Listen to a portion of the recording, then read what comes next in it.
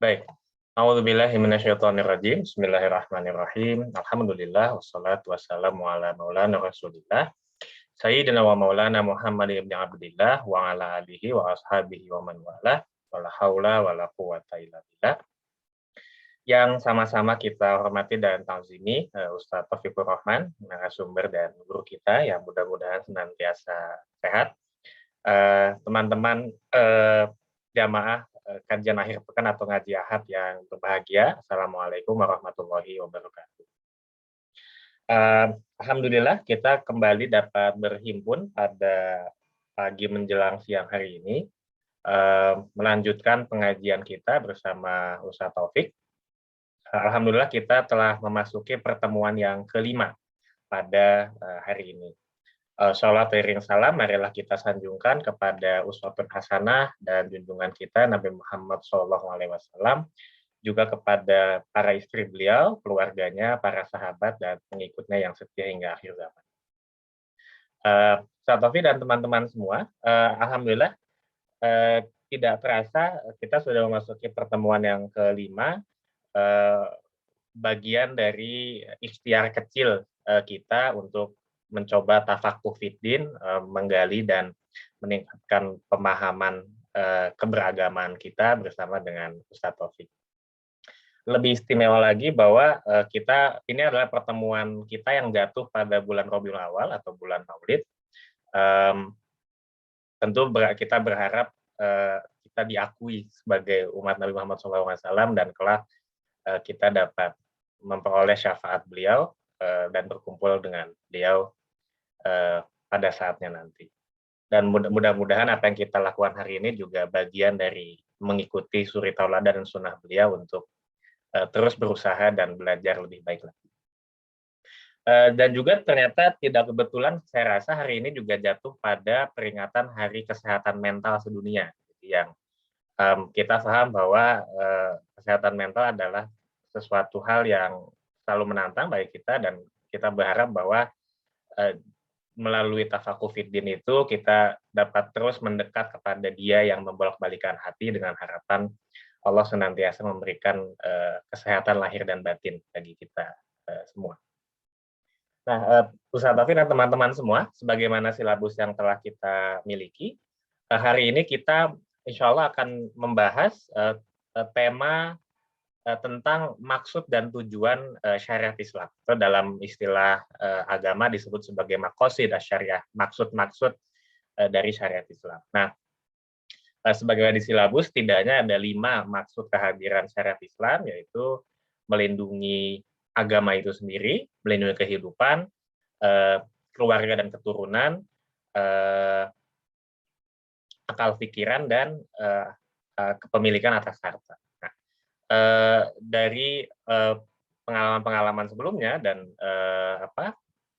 kerangka keilmuan yang telah kita miliki, maqasid ini bisa menjadi pegangan dan kurang lebih garis besar bagi kita untuk memahami kira-kira mana pengamalan agama yang benar. Tentu dalam perkembangannya para ulama juga mengembangkan maqasid ini tidak hanya 5, tapi juga terutama dalam hal-hal yang lain. Selebihnya tentu kita akan mendengarkan dan belajar dari Ustaz Taufik apa itu maqasid syariah dan bagaimana penerapan dan pelaksanaannya dalam kehidupan keseharian kita. Sebelum kita memulai pengajian, mari kita membaca suratul Fatihah yang kita hadiahkan tentu kepada Nabi Muhammad SAW, juga kepada keluarga beliau, juga dengan harapan apa yang kita lakukan hari ini mendapat keberkahan dan manfaat bagi kita semua. Ala hadhihi niyah wa likulli niyatin sholihah wa ila hadratin Nabi Mustafa Rasulullah Muhammad sallallahu alaihi wasallam wa ala alihi wa ashabihi wa azwajihi wa dzurriyyatihi ajmain. Syailullahi lahumul Fatihah. A'udzubillahi minasyaitonir rajim. Bismillahirrahmanirrahim. Alhamdulillahirabbil alamin. Arrahmanirrahim. Maliki yaumiddin. Iyyaka na'budu wa iyyaka nasta'in. Ihdinas siratal mustaqim. Shiratal ladzina an'amta 'alaihim. Baik, untuk seterusnya waktu dan kesempatan kami persilakan kepada Ustaz Taufik dengan hormat. Silakan Ustaz.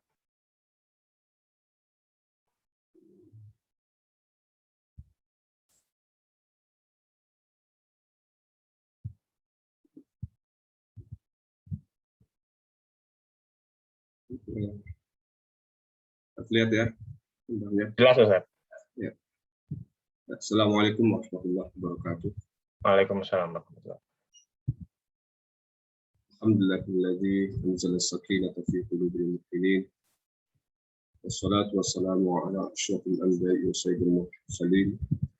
Habibina wa syafi'ina Muhammadin wa ala alihi wa ashabihi wa azwajihi wa dhurriyyatihi wa man sara ala nahjihi ila an yaquma an-nasu lillahi rabbil alamin. Rabbi shrah li sadri wa yassir li amri wahlul 'uqdatam min lisani yafqahu qawli. Amma ba'du.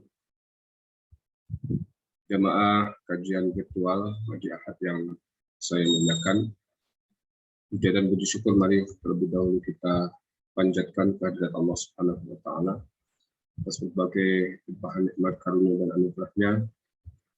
Di hari dan bulan yang mulia ini kita masih diperkenankan oleh Allah untuk bisa melaksanakan aktivitas keseharian kita, khususnya aktivitas thalabul ilmi ini. Mudah-mudahan apa yang kita laksanakan ini catat oleh Allah sebagai bagian dari kesyukuran kita atas nikmat-nikmat yang diberikan kepada kita semuanya. Amin ya rabbal alamin. Salawat dan salam mari kita sama-sama hadirkan kepada baginda Agung Muhammad sallallahu alaihi wasallam serta keluarga beliau, para sahabat beliau, para tabi'in, tabi'in, dan juga setiap individu umat beliau yang istiqamah dalam mengikuti sunnah-sunnah beliau sampai hari akhir nanti. Baik, jamaah kajian virtual ngaji Ahad yang saya muliakan, kajian ini adalah kajian yang sangat urgen ya, yang sangat krusial di dalam ajaran agama kita, karena ini adalah merupakan kajian di mana kita akan mengetahui tentang maksud atau tujuan daripada diturunkannya syariat Islam kepada kita. Seringkali orang galau, risau, dan bahkan bisa tersesat ketika dia tidak tahu tujuan. Tentu saja, ya, tujuan menjadi sangat penting karena dengan mengetahui tujuan, maka langkah-langkah kita akan terstruktur. Langkah-langkah kita akan mengarah kepada tujuan itu, dan pasti langkah itu akan menjadi langkah yang produktif, langkah yang sesuai dengan yang diinginkan oleh Allah dan Rasulnya. Nah, tujuan syariat atau maqasidus syariah memang konon merupakan ilmu yang relatif baru ya, yang dicetuskan oleh Imam Asy-Syatibi terutama dalam kitabnya Al-Muwafaqat ya. Nah, tetapi sebenarnya itu adalah merupakan rumusan yang pelaksanaannya sudah ada sejak turunnya syariat itu. Jadi kalau formulanya misalnya memang ditemukan oleh seorang ulama bernama Imam Asy-Syatibi itu. Tetapi sejatinya pelaksanaan daripada maqasidus syariah, tujuan syariat itu sudah include di dalam ajaran Islam sejak pertama kali turun. Sama seperti ilmu-ilmu yang lain, misalnya ilmu tajwid ya, walaupun ditemukan oleh seorang ulama di abad kedua ya, tapi sebenarnya sudah dilaksanakan bahkan ketika pertama kali wahyu turun. Dan cabang-cabang ilmu yang lain, termasuk juga ilmu ushul fiqh, konon yang dirintis oleh Imam Syafi'i dengan kitabnya Ar-Risalah, itu sejatinya itu adalah rumusan yang dihasilkan dari intisari ajaran Islam ya, yang semuanya itu sudah terimplementasikan sejak awal turunnya wahyu itu. Nah, karena ini sejatinya bukan hal yang baru. Dan kalau kita gali lebih lanjut, memang ternyata maqasidus syariah atau tujuan syariah ini sumbernya tidak lain dan tidak bukan daripada Al-Quran itu sendiri. Dan tentu saja hadis Nabi sebagai penafsir Al-Quran yang pertama. Nah, baik, itu mungkin ya sekedar prolog dari kita. Nah, dari kajian-kajian para ulama ya, maka tujuan daripada ajaran Islam ya, itu nanti akan kita rumuskan dulu pengertiannya, apa yang dimaksud tujuan syariah atau maqasidus syariah itu. Ya. Nah, konsep maqasid syariah tadi dikemukakan oleh Imam Asy-Syatibi yang diambil dari satu kaidah. Jadi salah satu kaidah dalam ajaran Islam, sesungguhnya syariat bertujuan untuk mewujudkan kemaslahatan dunia dan akhirat. Nah, itu sudah menjadi sesuatu yang maklum minad din bil darurah, aksioma ya. sesuatu yang dipahami secara umum dalam agama kita sebagai sebuah aksioma, ya, sesuatu yang tidak bisa dibantah lagi, ya, bahwa ketika Allah menurunkan syariat, ya, kepada manusia, mulai dari awal syariat Nabi Nuh sampai kepada Nabi Muhammad, itu tidak lain dan tidak bukan tujuannya adalah dalam rangka mewujudkan kemaslahatan di dunia, dan kemudian muaranya menuju akhirat. Jadi inilah yang kemudian dicoba digali oleh beliau, ya, apa sih sebenarnya maslahat atau manfaat, ya, hal-hal yang positif yang bisa digali dari syariat Islam itu, supaya dari pengetahuan itu kita tahu apa yang harus kita lakukan dalam beragama itu. Karena tadi sudah saya sampaikan bahwa ketika orang tahu tujuan perang, ya, maka dia tidak serta-merta, ya, menggunakan perang sebagai jalan satu-satunya untuk ekspansi ajaran Islam, untuk menyebarkan Islam. Karena tujuan perang itu bukan peperangan itu sendiri untuk mengalahkan musuh, bukan. Tetapi tujuannya adalah menegakkan syariat Islam dan menciptakan kedamaian. Nah, kan berbeda sekali, ya. Orang memahami perang sebagai ajang untuk mengalahkan musuh, ya, bahkan bisa jadi ajang untuk unjuk gigi. Giginya udah ompong, ya, kemana-mana yang mau ditunjukin, ya Pak Adrian, ya. Mau unjuk gigi, ya, ya, dengan menegakkan syariat dan menciptakan kedamaian. Hatta la takuna fitnah, sehingga kekacauan tidak ada, wa yakuna dinu lillah, dan agama itu agama Allah tegak. Itu pasti berbeda. Dengan mengetahui tujuan itu, maka kemudian kita jadikan perang itu sebagai alternatif terakhir. Ketika sudah tidak memungkinkan lagi jalan damai, jalan diplomasi, ya, jalan-jalan persuasi, maka kemudian perang menjadi satu-satunya jalan. Berbeda dengan yang tadi, kalau perang sebagai sarana untuk mengalahkan musuh, ya, maka nafsu berperang itu akan terus ada. Sedikit-sedikit langsung perang, sedikit-sedikit langsung perang. Ini karena tidak memahami itu tadi. Demikian pula syariat yang lain, misalnya. Ketika kemudian orang tidak memahami tujuan puasa, maka dia mengatakan, ini Islam itu menyiksa pengikutnya. Kenapa sih orang harus lapar-lapar, ya, harus menahan haus, sementara cuaca begitu menyengat? Kalau Bapak dan Ibu, mungkin di Indonesia tidak masalah. Ya. Saya pernah berpuasa di Mesir, pas waktu itu puncak musim panas itu sekitar 40-50 derajat. Ya, itu bagaimana? Ya. Wah, sudah begitu harinya panjang lagi. Kalau pas musim panas, itu subuhnya jam 2.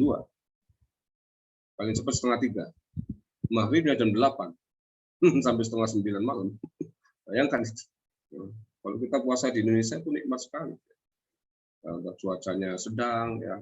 Kadang-kadang kalau orang puasa, sahur, dan sholat subuh tidur, bangun-bangun udah jam setengah 12. Sholat zuhur, tidur lagi, sudah asar. Asal jalan-jalan tahu-tahu maghrib, gitu kan. Nggak terasa, ya. Tapi kalau di tengah cuaca yang begitu panas, ya, waktunya begitu panjang, ya, terus mengapa Islam memperlakukan puasa itu kepada, karena dia tidak tahu tujuannya. Tapi ketika tahu tujuan la'allakum tattaqun, ya, maka orang akan kemudian dengan sukarela, iya ya, saya ini sudah 11 bulan makan terus, minum terus siang hari. Cuma pindah waktu makan doang, apa repotnya? Lagian itu ada tujuan yang sangat esensial. Maka kemudian ketika kita tahu tujuan puasa itu adalah la'allakum tattaqun itu, maka kita akan melaksanakannya sesuai dengan tuntunan Allah dan Rasulnya.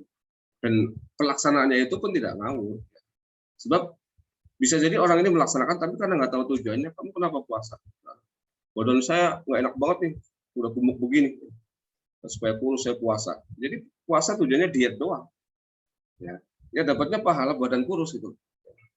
Tapi nilai-nilai yang lain bisa jadi nggak diperoleh. Ya ini kan tradisi puasa sebenarnya bukan hal yang baru. Dari masa-masa awal peradaban sudah ada. Tapi kan berbeda-beda motifnya. Nah itu berarti berbeda tujuan juga. Nah dari situlah kemudian ajaran Islam akan terpola dengan baik dan kita bisa melaksanakannya dengan terukur tadi. Baik. Nah sekarang pengertian maqasid syariat atau tujuan syariat. Secara bahasa maqasid adalah jamak dari maksad, yang artinya tujuan atau target. Syariah yaitu seluruh ajaran Islam yang meliputi akidah, ibadah, dan akhlak.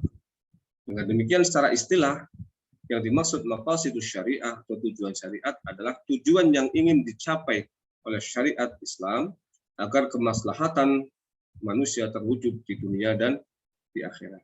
Ya, secara sederhana seperti itulah. Ya, bahwa kita mengetahui syariat Islam itu dengan tujuan-tujuan yang meliputinya.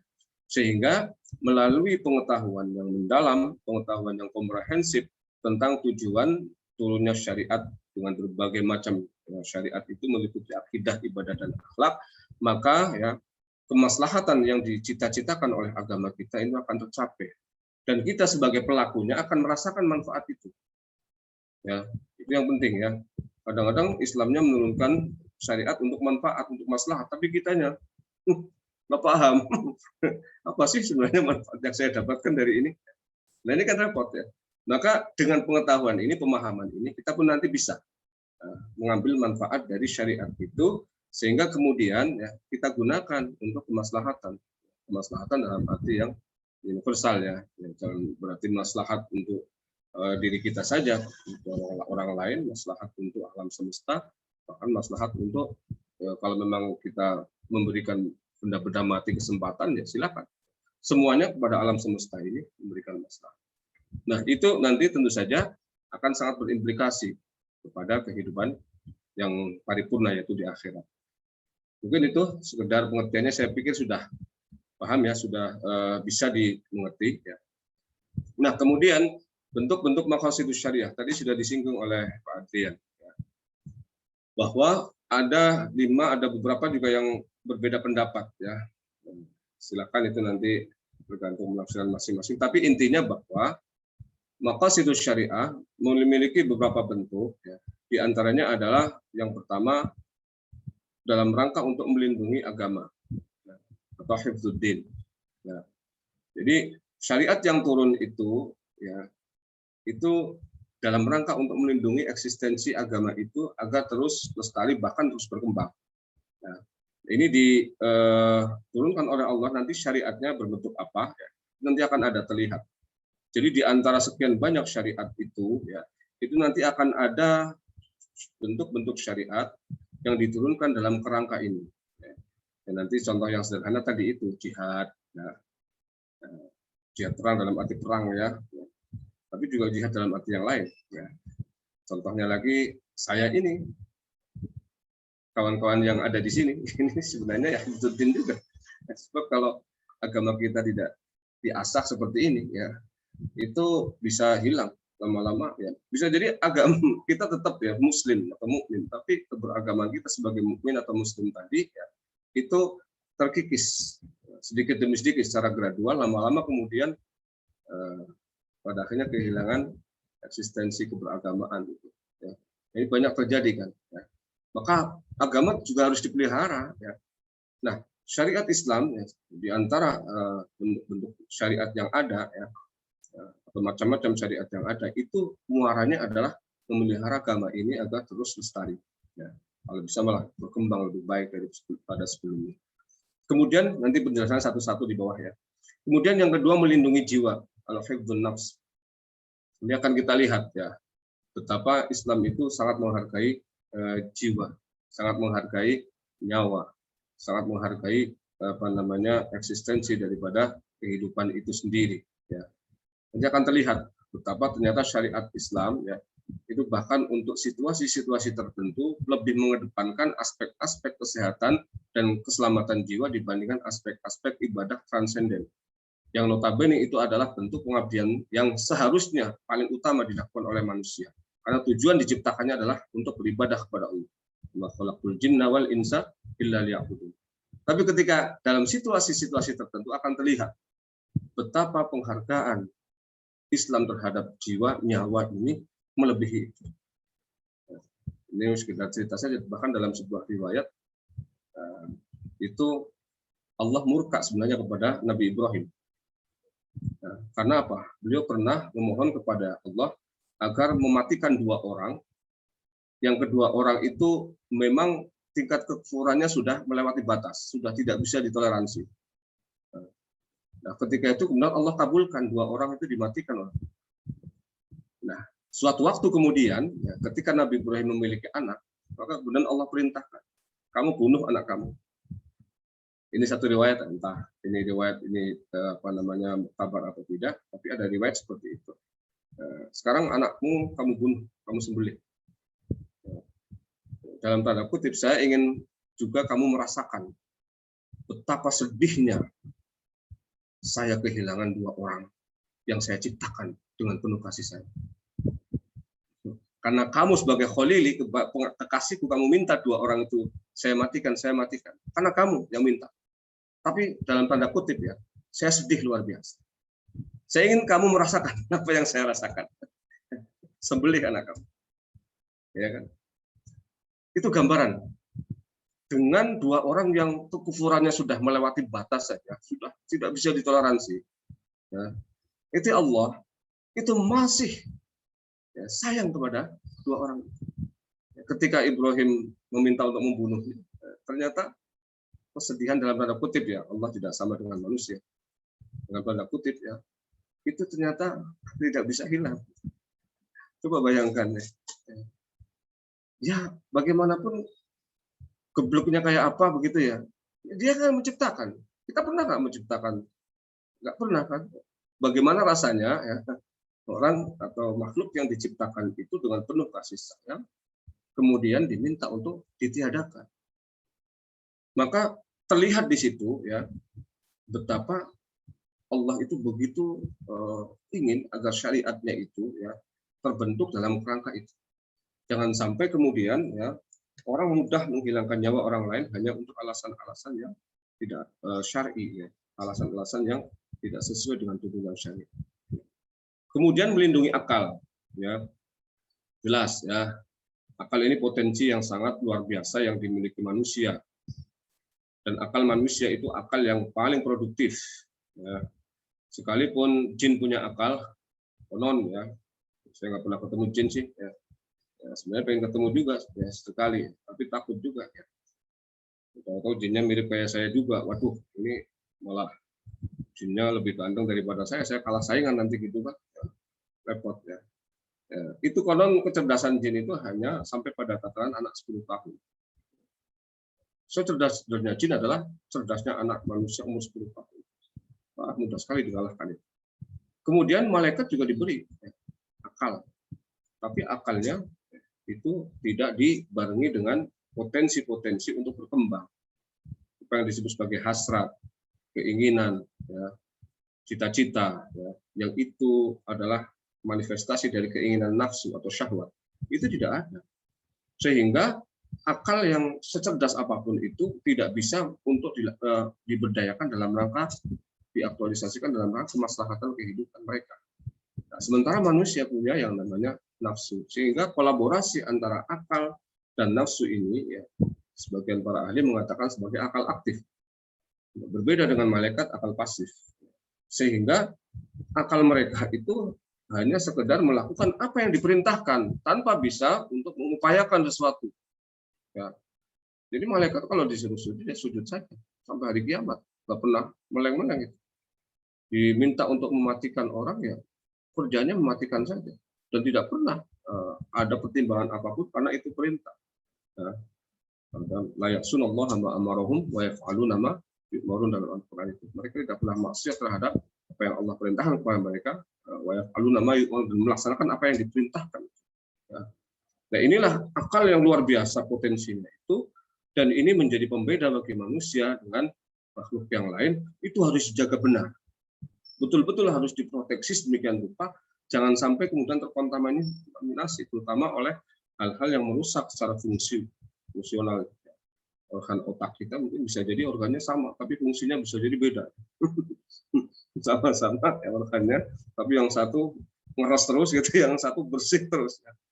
Jadi yang satu itu kalau melihat, mohon maaf ya, belakangnya bokongnya kuda aja udah mikirnya macam-macam.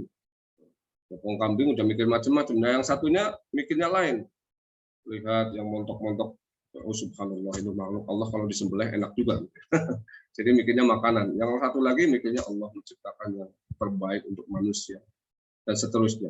Nah, ini akal yang punya potensi yang sangat luar biasa, ya, itu harus dijaga. Nanti mekanisme seperti apa ada dalam syariat.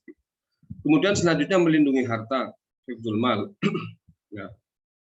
Jadi salah besar kalau orang mengasumsikan ajaran Islam itu hanya berorientasi kepada ibadah kepada Allah tanpa memikirkan dunia. Hanya berorientasi akhirat tanpa memikirkan dunia. Hanya berorientasi spiritual tanpa materi. Kita sudah jelaskan kemarin wasatiyah. Bagaimana agama Islam yang wasatiyah itu ya ternyata juga sangat memperhatikan dunia. Bahkan dalam kondisi-kondisi tertentu ya itu Rasulullah bahkan memerintahkan kita agar iri kepada dua orang. Yang pertama orang yang diberi harta dan harta itu habis untuk kebaikan. Rajulun atahullahu malan fasallatahu ala halakatihi fil haq. Ada dua orang yang harus kita iri kepadanya. Yang pertama orang yang punya harta dan hartanya habis untuk kebaikan. Yang kedua adalah seorang yang diberi ilmu dan ilmunya itu diamalkan dan diajarkan. Hanya dua itu. Ya, yang lain nggak boleh iri itu. Itu adalah hasada illa fisnatain. Tidak boleh iri ya, dalam arti iri yang positif ya, kecuali untuk dua hal. Berarti apa? Itu nilai harta dalam Islam itu sungguh luar biasa. Ya, sampai menyebabkan hadis Rasulullah itu hadisnya sahih, hadis Bukhari ya. Itu sampai menyampaikan itu ya. Berarti harta ya, itu justru bisa menjadi pembeda dalam situasi-situasi tertentu ya. Itu nanti ya akan ada dialog virtual ya. Dialog virtual atau apa ya, dialog imajinatif ya antara seorang ulama ya, kemudian satu lagi adalah seorang pencari ilmu, jadi alim, yang satu muta'alim ya. Kemudian satu lagi adalah hakim atau pemerintah, satu lagi adalah tajir atau orang yang memiliki harta. Ya, ketika keempat pihak ini ingin masuk surga duluan, ya, kemudian terjadilah adu argumentasi. Ya, kata yang belajar, kalau nggak ada saya yang belajar ilmu, agama musnah. Yang alim tidak mau kalah. Kamu, ya, iya belajar, tapi tidak mungkin belajar sama orang yang tidak berilmu. Maka peran saya sebagai orang yang berilmu lebih tinggi daripada kamu. Pemerintahnya yang hakim itu mengatakan, wah nggak bisa, saya yang lebih berperan, lebih berkontribusi. Karena dengan kekuasaan saya, otoritas saya bisa menentukan ini kapan madrasah bisa berdiri, kapan pesantren bisa berdiri, itu saya kasih segel, itu saya kasih stempel. Dengan demikian kekuatan politik saya lah yang lebih menentukan, lebih berkontribusi. Nah, yang terakhir, iya ngomong semua benar, tapi bisa nggak bangunan sekolah itu berdiri? Kemudian SK itu keluar kalau tanahnya kagak ada. Mau bangun apa sekolah? Tempatnya di mana? Di awang-awang. Kagak ada ya. Stempel dari pemerintah ya. Terus mau belajar di awang-awang memang burung. Nggak bisa, harus ada tanahnya dan harus ada uang untuk mendirikan bangunan. Saya yang punya itu. Yang tiga diam semua. Kalah semua itu. Karena memang ujung-ujungnya ya orang mau pakai apapun ya, dan itu sudah dari zaman dulu, bukan hanya sekarang ya, dari zaman dulu. Orang mau kayak apapun, ngotot-ngotot kayak apapun ya. Ternyata tanahnya belum ada. Tanah kan butuh duit. Ya, tanah sudah ada, ya. Uangnya untuk membangun nggak ada. Nah, terus dari mana? Ya akhirnya nyanyi aja kan ya, dana gitu kan. Ya repot kalau begitu, ya nyanyi doang, nggak ada buktinya gitu. Nah, ini maka uang bukan segalanya, tapi segalanya perlu ya, uang. betul ya, segalanya pakai uang. Orang sekarang mampir ke toilet aja pakai uang ya. Kalau nggak ada, oh nggak jadi, keluarin lagi. Terus dari keluarnya terus ambil lagi, bagaimana itu? Ya nggak bisa ya. Jadi itu hifdzul mal. Islam kita menghargai ya. Jadi kalau kita belajar dengan benar ya agama kita dan mengetahui ini maqasidus syariah, itu nanti ketika kita sudah keluar dari kajian ini akan merasakan betapa Islam itu ternyata luar biasa ya, komprehensif, luar biasa, holistik gitu ya. Ya tidak hanya tadi itu parsial ya. Sehingga itu nanti akan muncul pemahaman bahwa orang beragama itu dengan berbagai dimensi, ya, itu dia bisa menjadi orang yang level keimanannya, ketakwanya tinggi. Dia bisa mencapai derajat spiritual paling tinggi dengan berbagai profesi yang dimiliki, dengan berbagai aktivitas yang dilakukannya. Tidak menjadi monopoli orang yang ada di masjid, tidak monopoli orang-orang yang senantiasa membaca Al-Quran, karena akan ada juga orang yang tidak sempat membaca Al-Quran, tapi kontribusinya kepada masyarakat jauh lebih besar. Contohnya pilot misalnya, dia nggak bisa tahajud karena terbangnya jam 2, tapi dia menerbangkan orang-orang yang mau tahajud atau orang-orang yang mau berjuang fisabilillah dalam rangka untuk menghidupi keluarga. Ya. Nah, terus apakah kemudian mereka tidak bisa masuk surga karena nggak pernah baca Al-Quran, nggak pernah tahajud? Salah itu.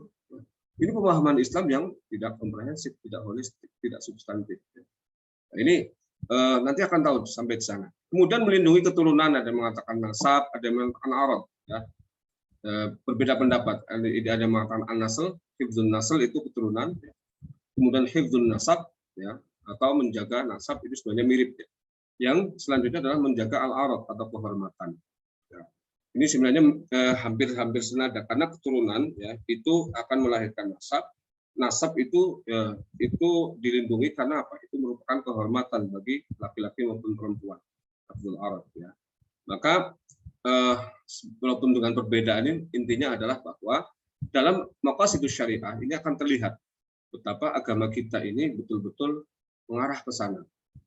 Dan karenanya kita harus pahami ini sebagai sesuatu yang bersifat ideologis ini sebenarnya. Ya. Jangan sampai kemudian seolah-olah ini buatan kita. Ya. Kadang-kadang ada tuh orang yang itu kan menjaga kesehatan, makanya nggak datang ke masjid. Ulah itu kan kata pemerintah. Kata pemerintah apa? Pemerintah itu melalui MUI katakanlah, itu karena mereka memahami ini. Ya. Fatwanya itu keluar karena mereka memahami ini. Ini kadang-kadang orang ya, karena memang stereotipnya sudah tercipta, ya, stigma terhadap pihak yang tidak sama dengan dia itu sudah tercipta sehingga tidak mau memahami. Nah, kita sebagai orang yang katakanlah terbuka, objektif, ya, insya Allah tidak akan sampai ke sana kalau kita mau belajar lebih dalam tentang maqasidus syariah. Baik, kita lanjutkan pada waktunya. Yang pertama, melindungi agama. Nah, apa? Melindungi agama secara individual, ya, seperti sholat dan puasa. Ya.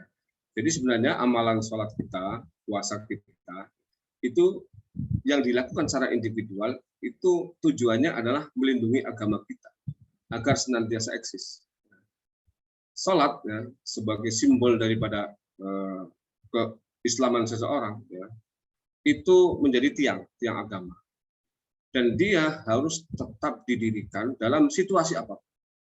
Satu-satunya amal barangkali yang tidak ada toleransi pelaksanaannya, ya, kecuali bagi yang haid, nifas, dan junub, ya, itu adalah sholat. Ya.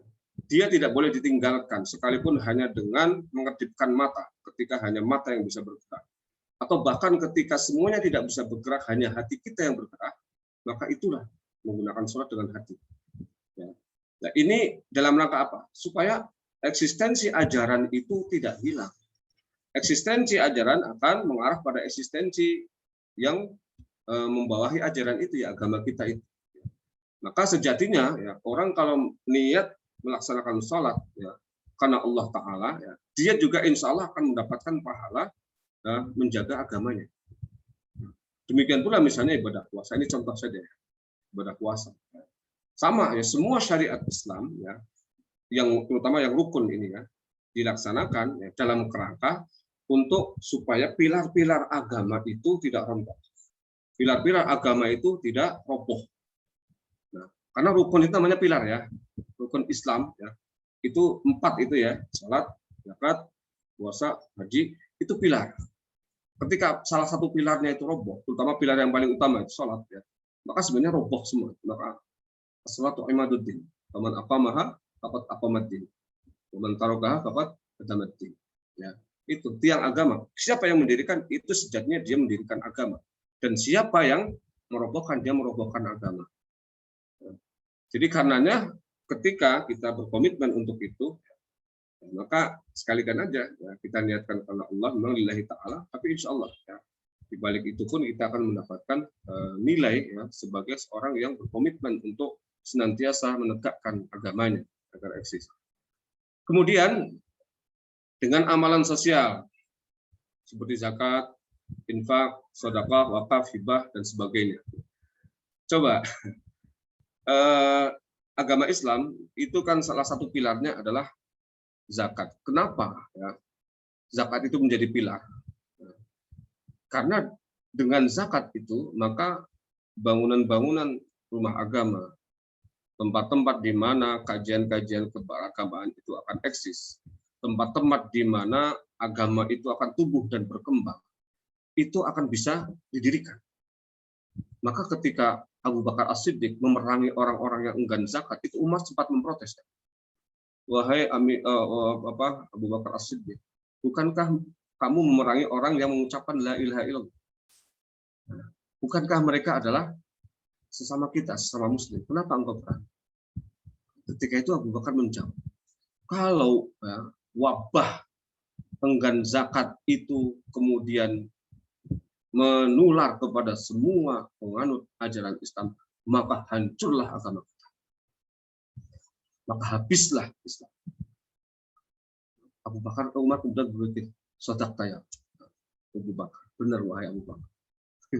Jadi Abu Bakar sudah berpikir ketika yang enggan zakat itu kemudian ya mentransmisikan ya, penyakit, mengkontaminasikan atau menularkan ini kepada pihak-pihak yang lain dan semuanya sepakat untuk tidak zakat.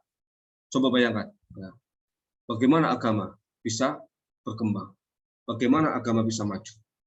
Ya, maka sebenarnya ya, Abu Bakar ketika itu bukan memerangi orang yang enggan zakat, tapi memerangi orang yang ingin merobohkan Islam, yang ingin menghancurkan Islam.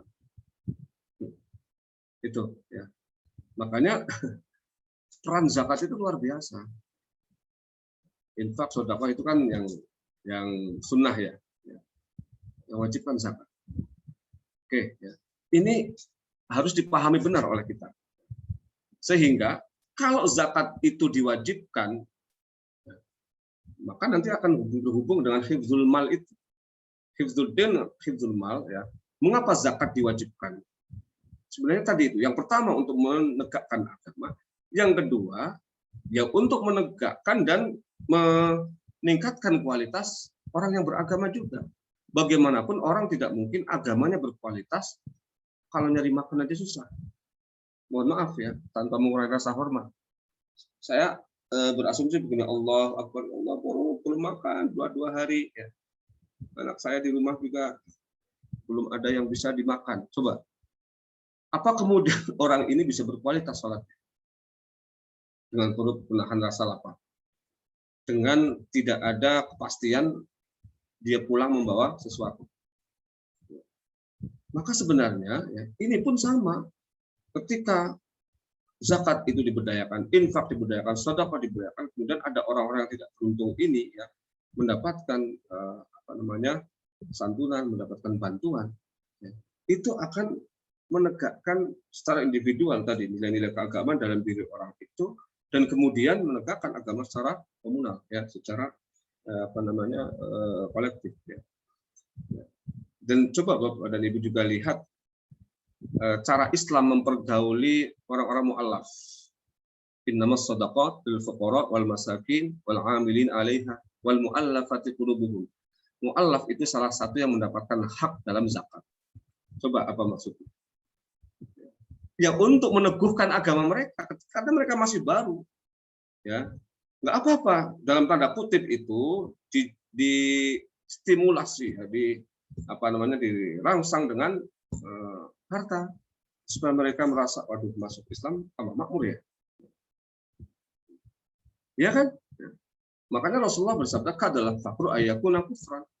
Kefakiran akan mendekati kepada kekufuran.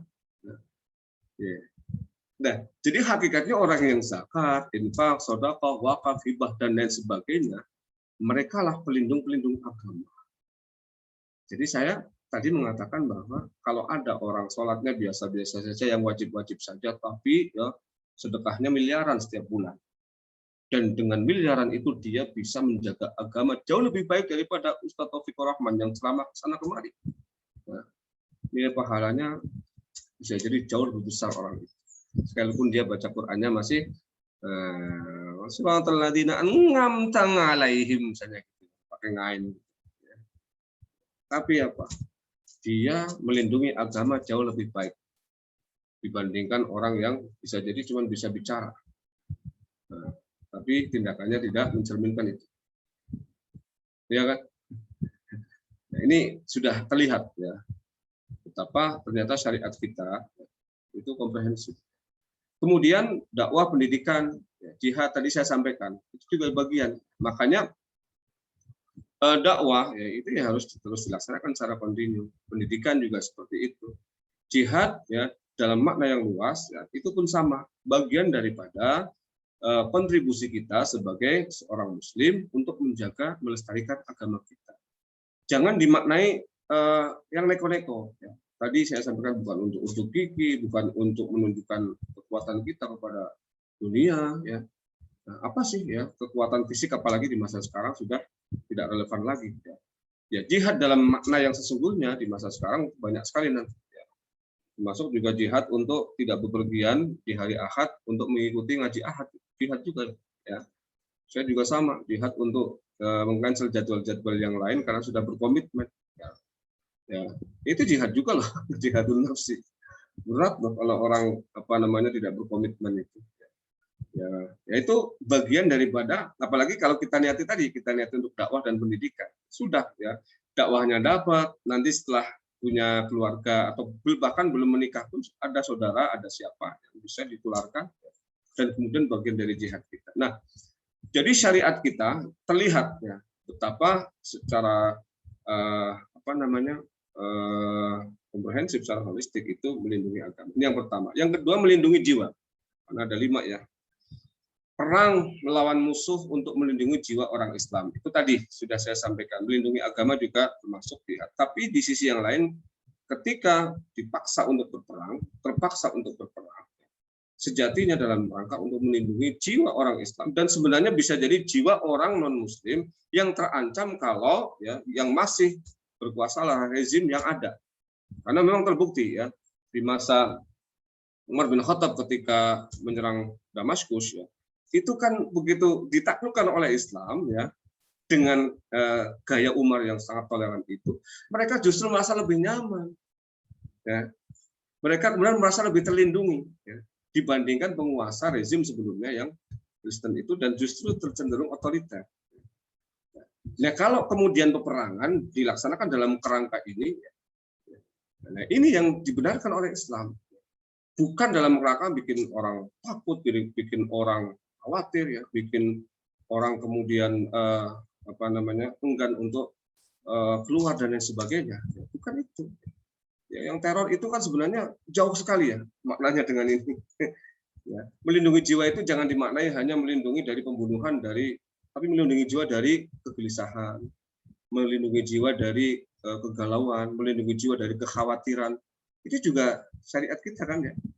Kenapa sih harus ada misalnya zakat, infak, sedekah, itu juga sama, melindungi dari kekhawatiran. Kenapa sih harus wasiat itu tidak boleh lebih dari sepertiga? Karena sepertiganya untuk keluarganya, supaya keluarganya itu merasa terlindungi. Ya. Itu kan sama sebenarnya. Ya. Jadi perang itu bukan merupakan tujuan. Perang hanya sebagai sarana untuk melindungi jiwa orang Islam dan juga bisa jadi jiwa orang lain yang terancam di sana. Nah, inilah yang harus dipahami dan harus kita suarakan juga. Karena memang ada kecenderungan ya dari orang yang memang dari awal sudah tidak suka terhadap Islam ya, menstigmakan Islam itu agama yang syarat dengan kekerasan. Coba lihat perangan dalam Islam, dalam sejarah. Padahal agama mereka juga sama. Perangnya lebih dahsyat daripada agama kita. Nah, itu urusan perang-perang yang terjadi di dinasti-dinasti, itu persoalan lain. Bisa jadi implementasi dari ajaran itu kalah dengan kepentingan politik. Itu manusiawi, di mana-mana bisa terjadi. Ya. Nah, jangankan generasi-generasi berikutnya, di masa dinasti itu. Di generasi awal saja, ya, Ali dan Muawiyah, itu kan bagaimana kemudian konflik antara Ali dan Aisyah juga terjadi ya. Tapi kan ini masih dalam tataran bahwa mereka menyadari posisi masing-masing, tidak sampai kemudian melakukan segala cara untuk kepentingan politis. Yang kedua, hukuman qisas untuk mencegah pembunuhan berantai. Sudah saya jelaskan kemarin sedikit ya, di pertemuan awal. Jadi walakum fil qisasi hayatun, dalam Al-Qur'an itu, dalam qisas itu ada kehidupan. Itu dua rangkaian kata yang kontradiktif ya, terkesan dari sisi secara redaksional itu kontradiktif. Bagaimana orang melakukan qisas, di mana qisas itu membunuh pembunuh, itu malah ada kehidupan. Yang dimaksud adalah kehidupan yang damai setelah terbunuhnya dua orang. Pembunuh yang membunuh itu terbunuh juga, dibunuh oleh Islam, maka selesailah pembunuhan itu hanya kepada dua orang saja yang terbunuh ya, dan yang kedua yang dibunuh. Saya kemarin baca hadis Sahih Bukhari itu menarik. Allah Subhanahu wa taala itu tersenyum, yadhaku, bukan di situ yadhaku, tertawa ketika ada dua orang yang membunuh dan terbunuh sama-sama masuk surga. Ya, coba kira-kira ada yang pernah bisa menebak ya. Orang membunuh, ya, kemudian yang dibunuh, kalau dibunuh ya wajar ya, dua-duanya masuk surga. Ya. Kalau yang dibunuh ya wajar karena dia terbunuh. Ya. Tapi ini yang membunuh dan dibunuh sama-sama masuk surga. Kira-kira apa penjelasannya? Penjelasannya adalah yang membunuh itu adalah orang kafir dan membunuh orang Islam dalam perang, maka yang dibunuh syahid. Sedangkan yang kafir setelah membunuh itu dia masuk Islam. Masuk Islam kemudian perang melawan orang kafir, mati lagi. Syahid lagi. Maka Allah tertawa itu pada dua orang itu ya. Ya. Jadi yang membunuh juga mati syahid setelah kemudian dia Islam. Ini kan kayak Umar kan begitu juga kan, ya. Umar kan masuknya belakangan kan, ya. Masuk Islamnya belakangan, ya. Kemudian sahabat-sahabat yang lain masuk Abu Sufyan ya, itu kan masuk bahkan ketika Fathu Makkah, ya kan. Ya. Nah, ini banyak sahabat-sahabat yang seperti itu. Awalnya dia membunuh orang Islam, kemudian dia masuk Islam dan kemudian perang dia syahid juga. Ya. Nah ini pembunuh dan itu terlihat bahwa peperangan yang di situ, maksud di situ bukan yang kita bahas sekarang ya. Tapi dalam kisah tadi itu ya, itu adalah menghentikan rangkaian pembunuhan itu ya hanya pada dua orang yang terlibat langsung. Nah, hukum konvensional kita ya dengan adanya penjara itu sebenarnya memunculkan problematika baru, ya, masalah baru ya. Ketika di penjara, apakah ada jaminan bahwa pembunuh itu mentalitas pembunuhnya hilang? Ada jaminan nggak? Tidak ada. Kemudian ada nggak jaminan bahwa keluarganya, keluarga yang dibunuh itu, ya, kemudian tidak berhenti untuk terus mengintai dan kemudian membalas dendam, ya kan? Kalau ini kemudian terjadi dari dua orang yang terlibat tadi menjadi rantai, menjadi silsilah tadi itu, rangkaian yang tidak pernah ada ujungnya, terus menerus seperti itu. Inilah yang disebut hayatun menurut Al-Quran. Jadi kehidupan yang nyaman, yang tentram setelah terjadinya kisos itu. Jadi jangan dimaknai kisos itu adalah sesuatu yang kejam. Justru sebaliknya. Membiarkan mentalitas pembunuh itu tetap eksis. Pedofil misalnya ya, pedofil hanya dibunuh di hukum 15 tahun. Habis itu tambah tua malah tambah mengerikan. Ya, masuk penjara 25 tahun, keluar penjara 40, lebih ganas lagi. Muncul lagi korban-korban yang baru.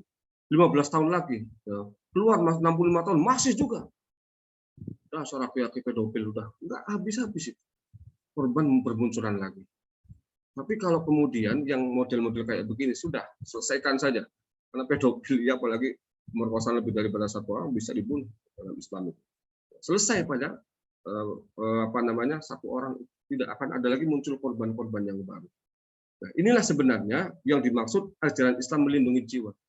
Nah, jangan dimaknai bahwa Islam itu kejam, memotong tangan. Ya.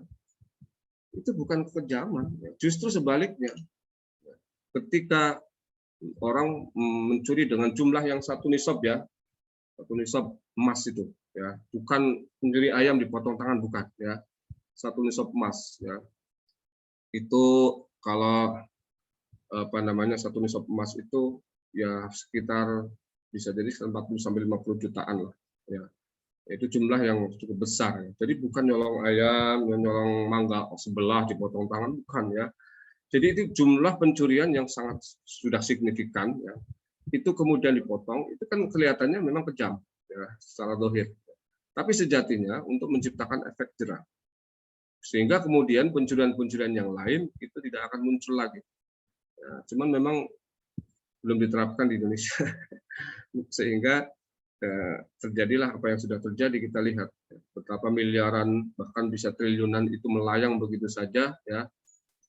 Sementara dia hanya dihukum penjara 20 tahun, kekayaannya masih tersimpan di berbagai tempat karena dia pandai untuk mencuci uang itu ya. Begitu keluar setelah 20 tahun masih tetap kaya raya. Sementara hasil korupsinya membuat sekian banyak orang miskin, sekian banyak orang menderita. Nah, itu kan yang terjadi ya. Nah, sebenarnya kalau kita lihat itu ya, maka ajaran Islam melindungi jiwa. Kemudian kita lihat protokol kesehatan ini yang kaitannya dengan pandemi, di masa pandemi misalnya. Lebih diutamakan dibanding ibadah sunnah dalam rangka melindungi jiwa. Ini ibadah sunnah contohnya merapatkan saf juga sunnah kan. Ini seringkali diperdebatkan di mana-mana.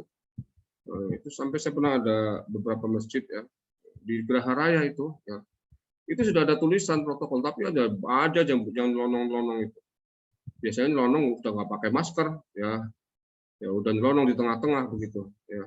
Dan kelihatannya sengaja ya.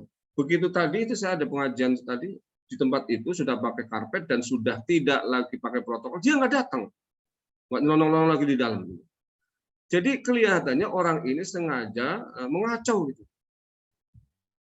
Nah, orang ibadah niatnya sudah mengacau kepada DKM kayak begitu. Ya bagaimana kemudian saya ya Allah subhanallah, orang-orang kayak begini kalau masih ada gitu. Nah, ibadahnya itu dalam rangka mengacau aturan ya, karena dia nggak percaya COVID. Ya, itu itu langkah-langkah. Saya lihat ini orang-orang kelompok-kelompoknya ya. Dan mereka tuh ashabul yamin banyak kan. Pokoknya sebelah kanan semua, wajib kanan, nggak boleh kiri. Ya. Yang kiri itu bid'ah. Ya kalau kemudian orang sholat kiri itu bid'ah ya. Yang kanan isi kirinya kosong. Ya. Malaikatnya mau nyatet gimana ini ya? Masa softnya kiri kosong nggak ada sama sekali ya. Itu pemahaman tekstual. Bapak dan Ibu saya jelaskan. Oh, itu memahami ashabul yamin ashabul shimal itu, Ustaz. Bukan. Jadi kan Rasulullah melakukan tayamun itu kan untuk semua hal. Sebelah kanan itu yang paling utama kan. Ya. Nah, ini pemahamannya tekstual. Ya, tekstual ya. Padahal begini, ada dalam hadis Bukhari ya. Saya kebetulan ada kajian dulu ya. Itu ada seorang yang datang paling awal. Tapi kemudian dia kebelet pipis. Begitu masuk dia sudah ada di saf 3. Kalau dipahami secara tekstual, dia berarti sholat di saf ketiga. Tetapi dalam syarah hadis itu dikatakan dia tetap dihitung sebagai orang yang datang paling awal. Karena apa? Karena dia datang lebih awal hanya karena dia ada kebutuhan kemudian terjadi saf ketiga. Berarti dalam Imam Bukhari syarah Ibnu Hajar pun ya, termasuk Umdatul Qari ya, syarah Bukhari itu dikatakan bahwa Islam itu tidak memahami awal akhir itu semata-mata barisan. Tapi juga kedatangan. Ada orang datangnya awal, tapi memang sukanya di sebelah sono. Akan ada ya, sudah punya tempat khusus, coupling itu. Ya. Dan couplingnya tidak di saf awal. Apakah ini kemudian tidak dikategorikan saf awal? Kalau begitu adanya, ya berarti kasihan sekali dong. Orang-orang yang tadi itu datang awal, tiba-tiba kemudian ada kebutuhan, dia tersisih di saf berikutnya. Sementara ada orang datang belakangan karena dia kuat. Ya, diterjang semua yang di depannya ada di saf terdepan. Ya. Itu pemahaman tekstual kayak gitu masih ada. Dan karena saya lihat orang model begini itu nggak mau di sebelah kiri, Pak. Nah, nggak mau itu kanan semua. Sampai akhirnya itu ashabul yamin, Pak. Ya, pokoknya yang nyesal di tengah-tengah dalam protokol kesehatan, kemudian adanya di sebelah kanan, itu ashabul yamin. Dan mereka ketika selesai sholat langsung ngumpul di depan, nggak ikut pengajian saya, tapi makannya ikut gitu. Jadi gajinya nggak ikut, makannya ikut. Waduh, ini saya bilang biarin aja Pak. Ya. Kemudian saya kasih resep Al-Quran. Khudil afwa wa'mur bil 'urfi wa a'rid 'anil jahilin. Kalau menghadapi orang-orang begini Pak, yang pertama khudil afwa, berikan maaf. Ya, kita harus memaafkan dulu. Ya, jangan kita dendam, jangan kita benci, jangan ada sama sekali rasa-rasa yang negatif. Kemudian nasihati. Ya, wa'mur bil 'urfi. Perintahkan untuk hal yang baik, dinasihati. Kok kemudian masih membantang, Pak itu tulisan Ustadz, itu tulisan apa namanya protokol kesehatan segala macam itu sudah ditempel di mana-mana Ustadz. Tapi mereka masih begitu. Ya sudah saya bilang, wa'arid 'anil jahilin. Nah, berpalinglah dari orang-orang bodoh. Itu kata Al-Quran. Orang-orang kayak begitu tuh bodoh itu orang. Biarin aja. Berarti mereka nggak bisa baca itu tulisan. Ya, mereka buta huruf saya bilang. Biarin aja. Ya. Sebab kalau kita ngurusin orang-orang kayak gitu, ya, habis energi kita. Itu Al-Quran yang memberikan resep itu. Ya. Jadi terkadang di tengah masyarakat kita akan menghadapi orang-orang seperti itu. Nah, jangan kemudian kita larut, ya. Justru kemudian energi kita yang habis untuk itu. Cari kesempatan yang lain, orang dalam yang bisa kemudian kita ajak.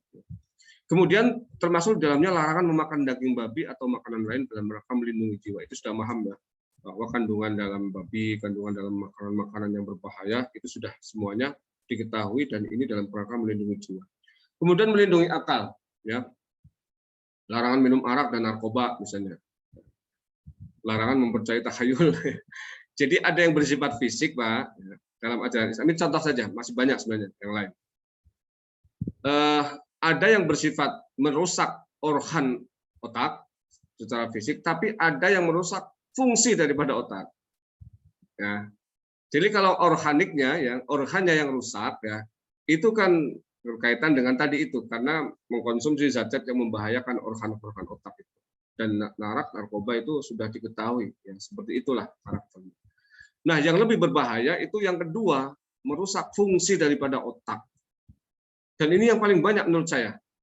Ya. Kenapa sih Islam itu kemarin sudah kita jelaskan? Membutuhkan argumentasi, dalil untuk menentukan sesuatu. Baik itu dalil nakli atau dalil dari wahyu atau dalil dari akal.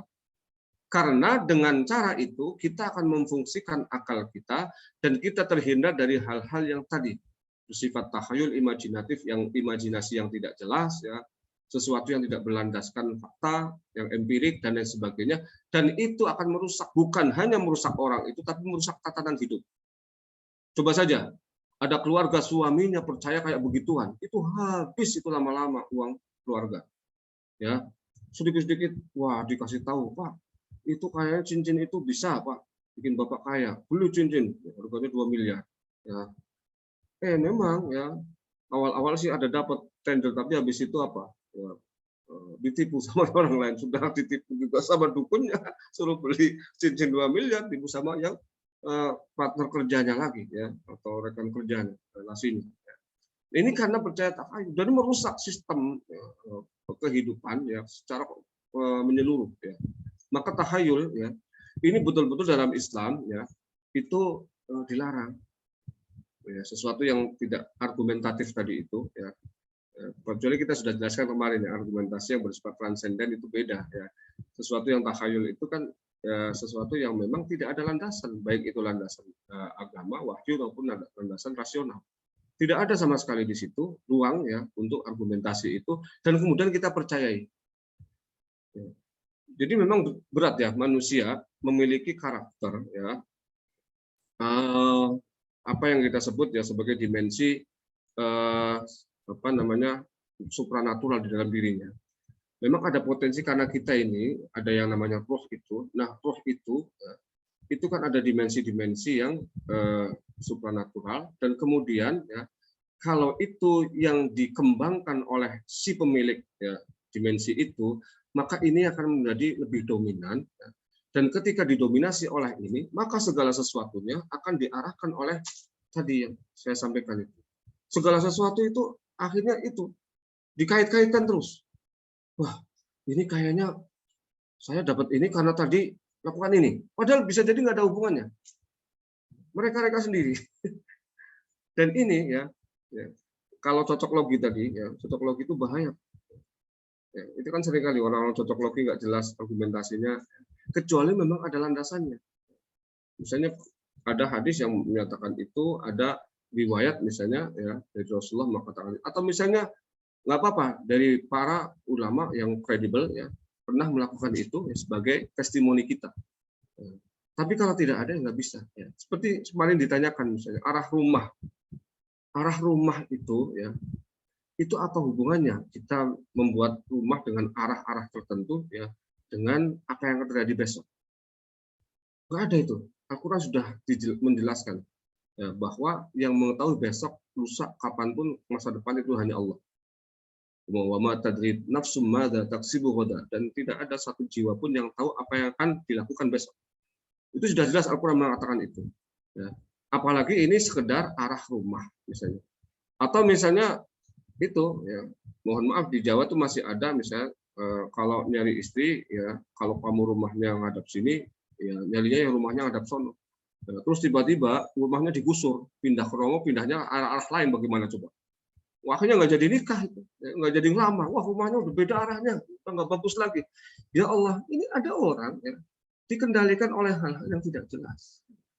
Jadi tahayul ini merusak betul, Pak. Merusak betul ya sistem kehidupan ya. Ya, dan itu akan merusak sendi-sendi ya pilar-pilar daripada seluruh aspek kehidupan. Maka ini diperangi oleh Islam. Ya. Rasionalitas itu dibangun oleh Islam. Ya. Bahkan ya, ketika pertama kali agama itu turun, ya Iqra, ya dengan membaca ya sejatinya kita mengasah rasio kita, mengasah akal kita. Ya. Maka itu akan berfungsi lebih baik. Ya. Coba wahyu pertama loh yang diperintahkan kita membaca. Nah, bukan misalnya sholat, bukan ya, bukan misalnya ishad, ya la ilaha illallah. Itu ayat tulisannya belakangan, tapi suruh membaca. Karena dengan membaca itu seluruh potensi akal kita, seluruh potensi fuad atau akal dan hati kita itu akan terdongkrak sedemikian rupa dan pada akhirnya kita akan menjadi orang yang rasional dalam beragama. Ya. Dan rasional itu lawan dari emosional juga bisa ya maksudnya sana ya.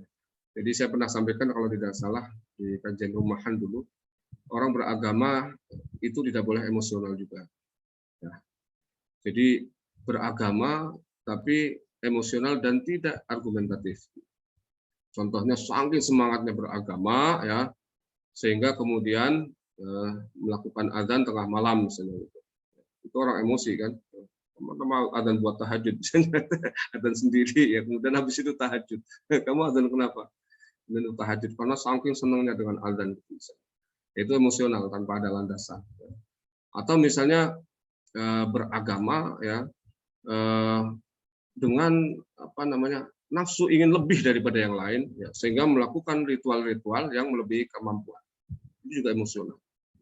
Nggak boleh. Ya. Itu termasuk juga tidak moderat, tidak wasatiyah. Baik, selanjutnya bekerja dalam bidang apapun termasuk jual beli. Ini melindungi harta ya, tadi sudah saya sampaikan. Bekerja dalam bidang apapun ya. Jadi perintah dalam Al-Quran kata-kata amila itu jumlahnya ratusan. Saya lupa itu jumlah pastinya.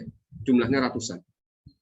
Dan bekerja amila atau beraktivitas ya, itu kan nanti akan menghasilkan berbagai hal. Di antaranya adalah materi. Ya. Nah, mengapa Islam begitu menghargai ini? Karena dengan adanya orang yang senantiasa melakukan aktivitas dalam kerangka untuk mengumpulkan dan mendistribusikan materi itu, ya, itu sejatinya tadi dihubungkan dengan zakat, infak, sedekah dan lain sebagainya, ya, itu adalah menunjukkan betapa Islam menghargai harta itu. Harta ya itu saya pernah sampaikan disebut fadlun, keutamaan di surah Al-Jumu'ah. Wa idza qudiyatis shalatu fantashiru fil ardi wabtaghu min fadlillah. Ketika selesai salat maka menyebarlah di seluruh penjuru bumi, kemudian carilah keutamaan atau anugerah Allah. Fadlun itu maknanya adalah harta. Harta bisa menjadi keunggulan, bisa menjadi keutamaan. Tapi syaratnya sholat dulu, syaratnya Jumatan dulu. Kalau nggak Jumatan nyari duit, ya, itu menjadi siksa, ya, menjadi bencana. Ya. Nah, juga disebut al khair. Ya. Qul ma anfaqtum min khairin falil walidain. Ya. Apa yang kamu infakkan dari khair, kebaikan yang berupa harta itu kepada kedua orang tua, wal aqrabin, kerabat, wal yatama, orang-orang anak yatim, wal masakin, dan orang-orang miskin. Ya. Itu pun dikaitkan dengan kebaikan. Ya. Apresiasi Islam terhadap harta ini sangat luar biasa. Kemarin kita sudah jelaskan betapa Rasulullah Shallallahu Alaihi Wasallam pun menghargai, ya, orang yang bekerja sampai melebur tangannya dan dicium. Ada juga seorang sahabat, ya, yang mengusulkan kepada Rasulullah, ya Rasulullah, itu ada orang bekerja luar biasa, berkomitmen dengan pekerjaannya, andaikan itu dicatat sebagai jihad fisabilillah. Kemudian Rasulullah menjawab, kalau dia bekerja, ya, untuk orang tuanya yang membutuhkan, maka dia sedang jihad. Kalau dia bekerja untuk keluarganya yang membutuhkannya, maka dia sedang berjihad. Kalau toh dia bekerja untuk dirinya sendiri agar terhindar dari meminta-minta kepada orang lain, maka dia pun sedang berjihad. Makanya saya itu sedih, Pak Adrian dan Pak Irsyad, semuanya saja, ya, ketika menyaksikan banyak sekali tromol-tromol masjid di jalanan itu. Saya kadang-kadang dalam hati saya tuh, ya Allah, apa memang harus sampai seperti itu, gitu, ya. Karena ya entah apa yang menyebabkan itu terjadi, ya, itu bagaimanapun menunjukkan betapa, ya, kita ini sebagai sebuah sistem umat, ya, itu belum menyatu, ya. Karena ada sebagian yang melakukan itu, entah, saya positive thinking saja, husnuzon, mudah-mudahan semuanya tujuannya baik.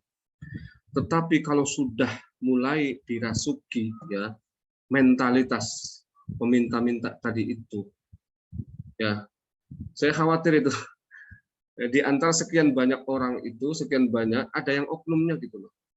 Jadi memanfaatkan situasi-situasi seperti itu, ya, untuk kepentingan-kepentingan pragmatis mereka.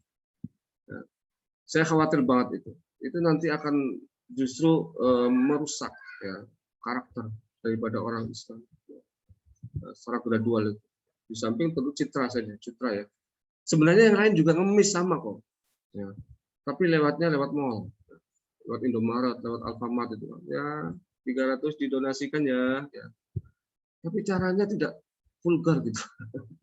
Nah, makanya Rasulullah itu menghargai betul, ya, ketika ditanya apa pekerjaan yang paling disukai oleh Islam. Amal rajulin biyadihi, adalah pekerjaan seseorang dengan tangannya sendiri, ya, dengan tangannya sendiri, ya. Bahkan, ya, orang yang memikirkan dalam hadis Bukhari itu, saya lupa hadisnya, agak panjang, ya.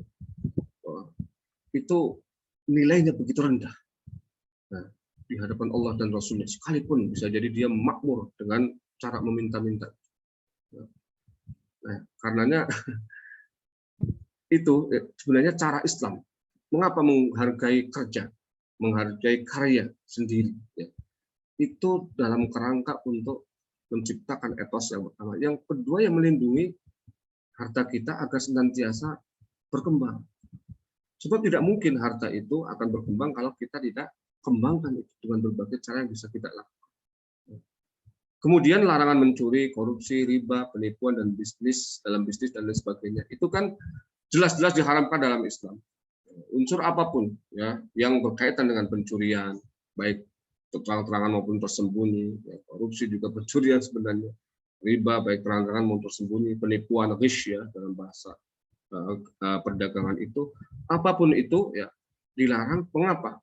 Itu akan merusak sistem distribusi harta yang diatur oleh Islam, ya, ya.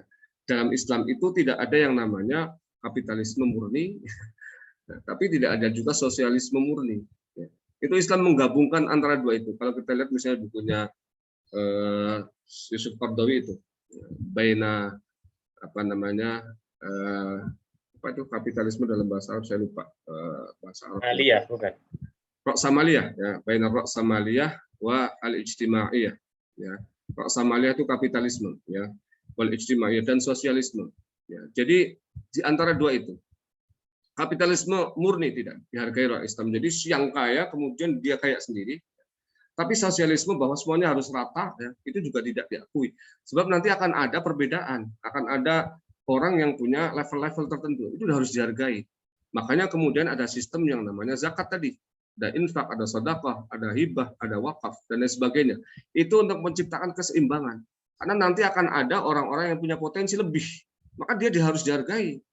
Tapi ada juga yang memang tidak bisa naik-naik, maka dia harus diangkat. Sehingga ini ada mekanisme yang diciptakan. Nah, ini dalam rangka apa? Menciptakan keseimbangan dalam hal harta tadi itu. Nah, sistem yang sudah sedemikian rapi itu jangan sampai dirusak oleh tadi itu, ya. Orang malas bekerja, itu merusak sistem loh. Ya. Peminta-minta itu merusak sistem, ya. Yang sudah dibangun oleh Islam sedemikian rupa. Pencurian, korupsi, riba, penipuan dan lain sebagainya itu akan merusak semuanya, sehingga kemudian sistem Islam yang kokoh dari sisi ini hancur. Maka dilindungi sedemikian rupa oleh agama ini. Maka saya senantiasa mengatakan di mana-mana bahwa orang mencari harta, susah payah nyari harta, ya, itu sedang berjihad. Itu kan hadis Nabi tadi sudah saya sampaikan kan. Ya. Jadi jangan kemudian ya, bentur-benturkan dengan orang yang ada di masjid gitu. Ya, jangan dibentur-benturkan. Itu sama-sama jihad kok, tapi caranya saja yang berbeda. Yang terpenting, yang kerja juga tadi sempat ke masjid untuk sholat gitu loh. Ya kan sama-sama dia sholat, hanya yang satu itu zikirnya sampai 2 jam, satu zikirnya 2 menit gitu loh. Tapi habis itu dia jihad yang lain. Jadi jangan monopoli ya, bahwa yang sedang berjuang membela agama Allah itu hanya mereka-mereka yang ada di masjid. Baik. Yang terakhir melindungi keturunan, nasab atau kehormatan. Ya ini bicara pernikahan ya, ada yang tersinggung ya. Di sini ada berapa yang belum nikah ya selain Pak Adrian ya? Ada yang lain nggak, Mas Adrian? Nah, ada juga yang lain ya. Ini kan, ada Ya, Reza. itu ada yang angkat tangan tuh Pak Mas Hasmi. Mas Hasmi juga belum ya? Nanyanya yang udah Ustadz, karena yang udah lebih dikit mungkin. Oh gitu. Yang udah bisa dihitung. Oh gitu. Ya, yang udah berarti bisa dihitung, lebih banyak yang belum ya. Nah ini yang kelima ini mohon maaf kalau menyinggung perasaan ya. Dan sengaja kita singgung supaya perasaannya itu terbangun ya untuk mencoba mencari ya dan menemukan cinta sejati gitu ya. Ya entah dari mana datangnya nanti ya. Sebab kalau mohon kepada Allah, ya Allah berikan jodoh tapi belum ada calon, itu saya khawatir ya. Nanti calonnya jadi jenis makhluk lain gitu loh. Tahu-tahu datang nongol gitu loh. Karena belum ada sosoknya gitu loh ya. Apalagi istikharahnya belum ada sosoknya. Istikharah yang mana gitu kan. Namanya istikharah kan memilih ya. Pilihannya belum ada ya. Pilih yang mana gitu kan. Pak saya mau istikharah Pak. Emang pilihannya sudah ada? Belum. Nah, paling nggak satu. Paling nggak satu. Kalau istikharah satu kan artinya kalau memang dia jodoh akan diberikan jalan oleh Allah. Kalau enggak kan dijauhkan gitu kan. Ini belum ada sama sekali udah mau istikharah ya. Nggak ada ini ya, nggak bisa. Nah, pernikahan yang sah tujuannya melindungi keturunan dan kehormatan. Jelas ya, kita sudah pahami betul ya. Poliandri kenapa dilarang? Karena itu tadi ya, aktivis ya, perempuan kadang-kadang ada juga yang ngetuk kayak begini. Poligami boleh, kenapa poliandri nggak boleh? Ya. Sebenarnya poligami juga itu kan sebagian ulama memang ada mengatakan itu adalah al-aslu, asal. Tapi kalau saya lebih sepakat bahwa itu bukan asal, tapi farak, cabang. Asalnya adalah monogami. Ya. Ya, Rasulullah melakukan poligami kan setelah Khadijah wafat. Nah, 25 tahun loh setelah menikah dengan Khadijah, usia 25 sampai 50 tahun baru kemudian poligami setelah usianya sudah bukan usia yang dalam tanda kutip produktif untuk urusan keturunan. Dan juga termasuk dalam tanda kutip ya masalah libido. Itu sudah berbeda jauh, 25 sampai 50. Itu hanya satu dengan satu orang istri, dan satu orang istri itu mohon maaf sudah nikah 2 kali sebelumnya kan.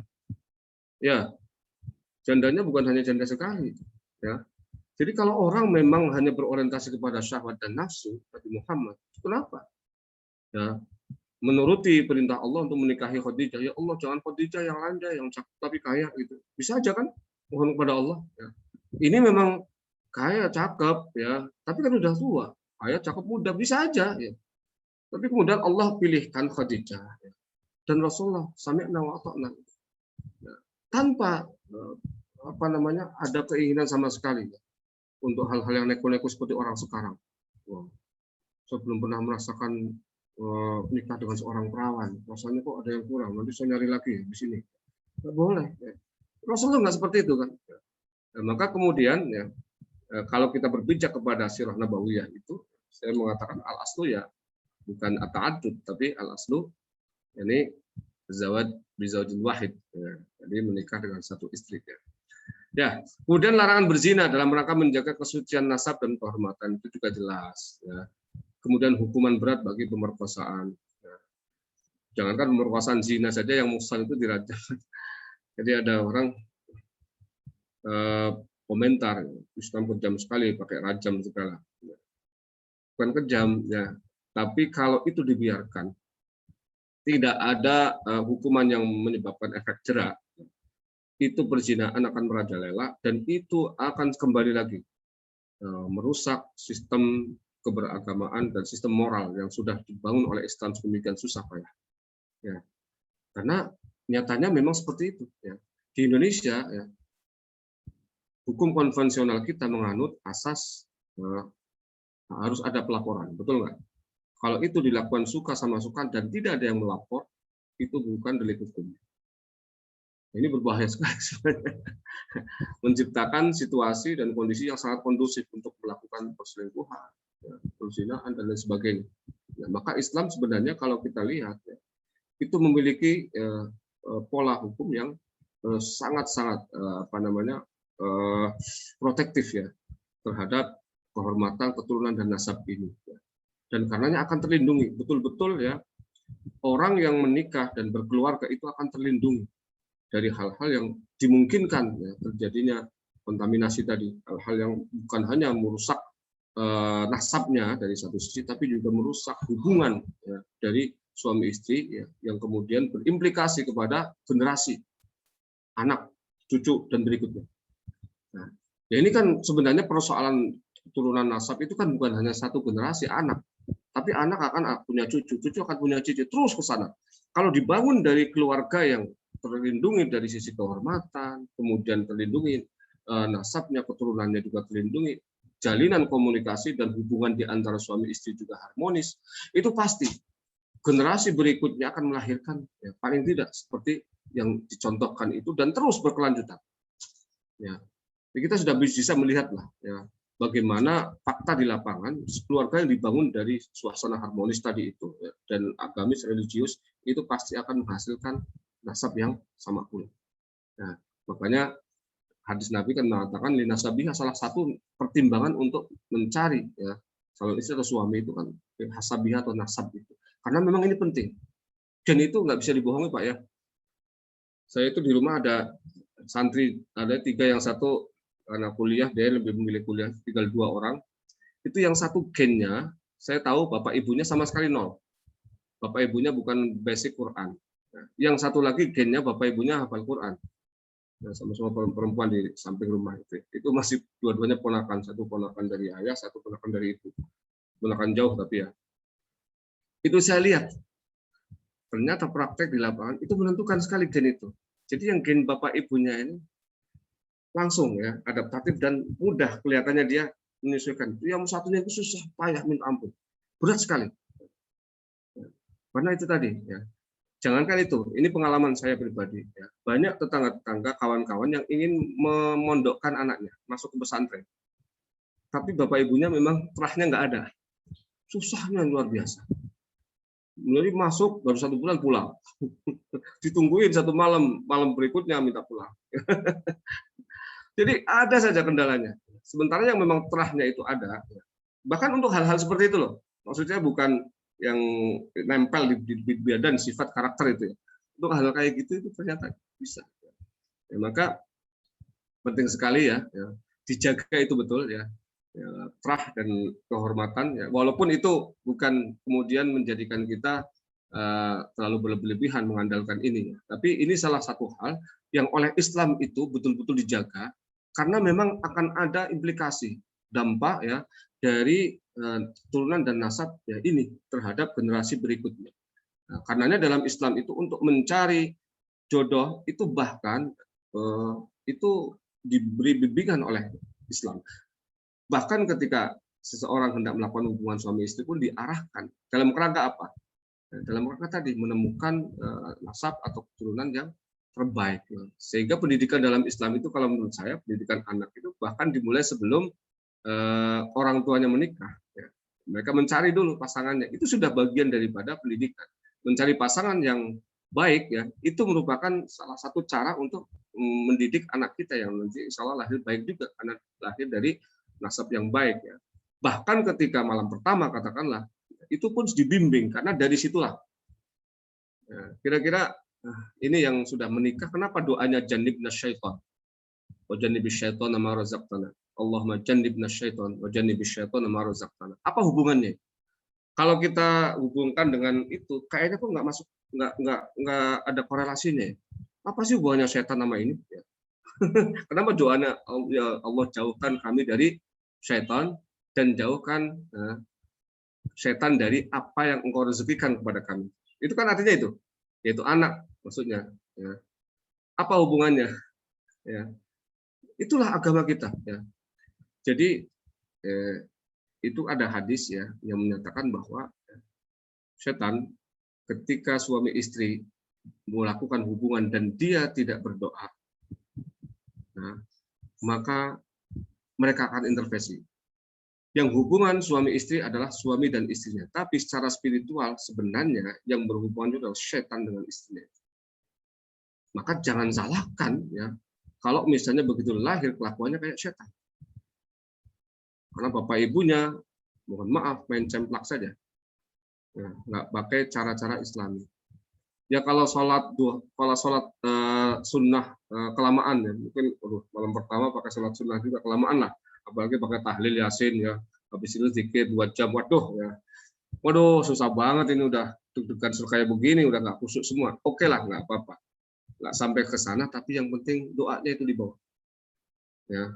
Allah menjadi masyaallah jadi syaitan merusakan, tapi jangan dipasang di belakang mobil ya. Udah pernah saya lihat mobil iseng banget itu. Mobilnya dipasang di belakangnya doa itu bikin orang ketawa semua. Ya. Itu karena tadi ya. Itu bagian daripada perlindungan Islam terhadap nasab. Ya.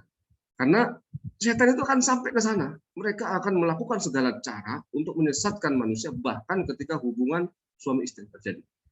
Ya. Sehingga kita berlindung dari Allah ya. Jangan sampai keturunan kita dirusak. Kalau tidak dirusak oleh manusia, bisa jadi dirusak oleh bangsa-bangsa setan.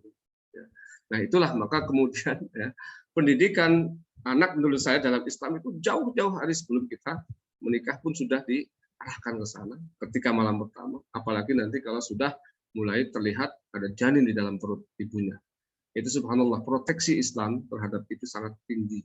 Ya, sehingga insya Allah nah, orang yang menjadikan agama sebagai panduan ya, dalam hal ini ya, tidak akan tersesat jalan dan insya Allah anak-anaknya pun ya itu bisa diarahkan dididik ya sesuai dengan apa yang diridhoi Allah Subhanahu wa taala. Barangkali itu sudah setengah 12 saya nggak terasa ya. Tinggal beberapa menit lagi untuk dialog. Kalau ada yang ditanyakan silakan. Baik. Bentar. Terima kasih banyak Ustaz Taufik untuk uraiannya. Nah, seperti biasa kalau teman-teman ingin bertanya langsung boleh raise hand atau tulis di chat. Jika ada yang ingin secara lisan. Oke, jika belum ini ada yang japri ke saya Ustaz. Tadi waktu Ustaz menyebutkan yang apa soft ya, yang ada orang yang datang duluan tapi kemudian harus ke belakang dan lain-lain. Nah ini pertanyaan praktikal yang mungkin sering ditemui gitu. Ini misalnya kejadiannya seperti itu bahwa dia sudah datang duluan, kemudian duduk di depan, tapi kemudian dia harus ke kamar mandi gitu karena ada hajat. Nah tapi kebetulan pas jatuhnya dia ke belakang itu sudah qomat, jadi sholat mau didirikan. Nah pertanyaan dia itu boleh tidak ya jika memang ada saf kosong yang nggak sempat keisi di depan, dia motong dari belakang atau dia harus tetap berdiri di barisan paling belakang. Iya, itu kan ada hadis Nabi yang menyatakan ketika ada saf yang lowong dan tidak ada yang mengisi, maka disunatkan kita untuk mengisinya. Ya. Berarti boleh melangkahi. Iya, makanya kan imam sebelum melaksanakan sholat kan sawu sufufakum itu kan tujuannya. Sawu itu maknanya bukan hanya sekarang lurus dan rapat, ya bukan hanya lurus tapi juga rapat. Kalau rapat berarti nggak boleh ada yang lowong, ya nggak boleh ada yang lowong. Maka kalau memang inisiatif dari yang lain-lain ternyata tidak ada dan ada kemungkinan bagi kita untuk masuk ke sana, ya maka kita harus mendapatkan kesempatan pertama. Karena kalau di masa sahabat itu rebutan, ya rebutan. Kalau memang peluangnya semuanya bisa melakukan itu, kecuali memang sudah di coupling, ya. Kadang-kadang sudah ada kan sajadahnya di situ. Bahkan kadang-kadang di situ ada benda-benda yang memang di situ jimatnya dia, misalnya tasnya apa, walaupun isinya kosong gitu ya. Tapi ada tas, ini tasnya aki-aki itu, udah biasa di situ dia. Ya, dia lagi di kamar mandi misalnya. Yang di otak-atik misalnya. Ternyata betul dia datang. Nah, cuman ya kalau ternyata sholat sudah berdiri, sudah Allahu Akbar, dia belum datang juga, ya tidak ada masalah kemudian diambil oleh orang lain, ya. Sekiranya itu menyebabkan soft itu menjadi tidak rapat, ya. Karena itu tadi dalam hadis kan kalau soft itu tidak rapat maka di sela-sela itu akan dimasuki oleh setan. Jadi bukan berarti setannya ikut sholat, bukan ya, tapi dia akan ada di situ untuk menggoda, ya orang yang sholat itu supaya tidak khusyuk, ya. Karena apa yang dilakukan oleh setan ini, ya saya baca hadis itu, dia akan melakukan segala daya dan upaya untuk membuat sholat kita itu tidak khusyuk. Di antaranya membuat keraguan berapa rakaat kita. Itu jelas itu, ya. Dalam hadis Bukhari itu kaza wa kaza. Sampai begitu sebelum sholat itu tidak ada yang ingat, begitu masuk Allahu Akbar, itu memori tentang hal-hal yang tadinya tidak ada itu muncul. Ini sebenarnya bukan semata-mata dari kita, tapi memang ada yang mengarahkan, ada yang membimbing. Maka memang idealnya ketika kita akan sholat itu baca Falaq dan An-Nas, ya minimal An-Nas lah. Kemudian fokus ya, jangan sampai memikirkan yang lain. Ya. Itu yang pertama. Yang kedua, dia akan melakukan segala cara. Salah satunya dalam hadis itu akan mengulik-ulik, mohon maaf ya, dubur kita. Jadi dubur kita itu sampai diulik-ulik sama dia supaya apa? Kita ragu-ragu. Itu tadi keluar angin apa enggak? Kadang itu terjadi betul, ya. Saya kadang merasakan itu, ya. Wah, ini tadi di belakang itu keluar apa enggak ya? Akhirnya muncul keraguan-raguan, ya. Sampai segitu, ya. Maka jangan sampai ada peluang bagi mereka itu untuk masuk, ya. Apalagi di barisan jamaah, ya. Maka lurus dan rapat itu merupakan salah satu hal yang diminta oleh Rasulullah SAW. Jadi boleh, ya, boleh maju. Tapi itu tadi melihat bagaimana situasi jamaah yang lain. Kadang-kadang ada memang orang sudah kadung pasang sajadah, ya sudah kadung mantrap di situ, dia nggak mau lagi rapat-rapat lagi. Nah, maka kita boleh masuk. Ya. Yang penting jangan lewati kepala orang, pundak orang gitu, celang, lewati kepala orang malah sarungnya masuk kepalanya dia, ya, waduh, repot lagi itu. Nah, bisa jalan malah jatuh semua dua-duanya. Demikian ya. Ya. Ada lagi? Menjelaskan lagi bahwa kan kalau kita kan ketika sholat sendiri tidak boleh melewati orang, ya Ustaz. Iya. Nah, kalau berjamaah itu berarti sutrohnya di depan imam, ya, bukan di depan orang yang siap jamaah. Iya. Jadi boleh dilewati. Iya. Jadi memang sutroh itu kan lebih baik itu adalah bukan di depan setiap jamaah itu ada sutrohnya, bukan. Itu nanti akan mengganggu juga, ya. Ya, di depan itu imam itu supaya itu tidak mengganggu jamaah-jamaah yang lain, ya, yang akan masuk. Karena ada kemungkinan, ya, misalnya ya ada yang di tengah sholat itu tiba-tiba kebelet, ya kan, kemudian dia mundur, ya. Nah ini kan kalau ada sutrohnya menghambat, ya, kemudian jadi tidak bisa maju. Apalagi sutrohnya misalnya dibikin kain gitu kan, kain yang terhampar gitu. Kalau sutrohnya hanya benda yang taruh di depan itu nggak masalah, bisa dipindahkan, ya. Nah, ini karenanya ada kemungkinan itu, ya, ada jamaah yang batal kemudian dia mundur, maka harus belakangnya atau sampingnya yang mengisi itu. Ya, ada lagi? Terima kasih, Ustaz. Mungkin ada lagi dari teman-teman dari Esen nih, Mas Irfan Moresen, ya, silakan. Silakan Mas Irfan. Ustaz nanya aja. Kalau ini dalam pernikahan nih, kalau saya lihat kan banyak ya orang sekarang nikah itu dia maharnya itu baca Quran ya. Ya, Itu sebenarnya hukumnya gimana sih? Karena saya bilang benar, ada yang bilang nggak boleh ya, karena ya, itu kan bukan benda yang dalam arti ada nilai ya, material gitu. Tapi ya, saya lihat tuh ya, banyak yang kalau kita datang ke ada teman gitu ya, misalnya kita datang ke itu ya, melakukan itu sebenarnya gimana secara ya. Itu syariah? ada hadis Nabi ya. Eh, Isinya begini ya, saya jelaskan saja. Ada seorang sahabat yang hendak menikah. Kemudian, kamu punya apa? Saya nggak punya apa-apa ya Rasulullah. Bahkan senjata-senjata bekas aja untuk habis perang itu nggak ada. Nggak ada. Jadi saking miskinnya sahabat ini. Nggak punya apa-apa. Benda yang berharga yang bisa dibuat untuk mahar itu. Jadi kalau dilihat dari sisi ini, maka sebenarnya Rasulullah menginginkan mahar itu berupa benda. Sesuatu yang berharga. Ya, karena Rasulullah menanyakan itu. Emang kamu nggak punya apa-apa? Ya kan? Berarti prioritasnya adalah sesuatu yang berharga dulu. Nah, baru kalau kemudian sama sekali nggak ada, kamu memang nggak punya apa-apa? Enggak ya Rasul. Ya sudah, baca ayat yang kamu hafal. Itu maharnya. Ya. Jadi sebenarnya kalau kita lihat secara kronologis ya, hadis ini Rasulullah menginginkan ya, mahar itu berupa sesuatu yang berharga lebih dahulu. Baru kalau sama sekali nggak ada. Apa ya kalau masa sekarang, kalau saya ya menganggap bahwa orang yang nggak punya apa-apa sama sekali kok susah ya rasanya mau nikah, masa ya uang 1 peser aja nggak ada kan nggak mungkin itu ya, 100.000 masa nggak ada gitu ya. Jadi saya pikir ya ini jangan kemudian ya dijadikan sebagai hukum asal kembali. Itu namanya cabang, asalnya adalah benda atau sesuatu yang berharga, itu yang diminta karena ini kan sebenarnya pengikat ya antara suami dan istri, calon suami dan istri itu supaya ikatan emosionalnya itu kuat dan itu harus berupa sesuatu yang bernilai secara materi. Ya. Adapun nanti kalau tidak ada persoalan lain, ya namanya kalau nggak ada kan mau apa lagi? Ya. Bahkan bisa jadi ada yang maharnya cukup aku cinta padamu misalnya gitu. Kalau misalnya kan yang dari pihak perempuan yang paling bagus itu apa? Yang paling bagus yang mempermudah ya, mempermudah dan kemudian memperingan calon suami dari segala hal. Itu dalam konteks wanita, tapi dalam konteks laki-lakinya, laki-laki yang terbaik adalah yang menghargai wanita lebih dibandingkan yang lain. Masa sih ya, kita ngelamar goceng, ya Allah pakai maharnya 5.000 rupiah kok masih sama cilok aja kalah. Itu kan ya sepertinya seolah-olah tidak ada penghargaan sama sekali. Itu dari pihak laki-lakinya.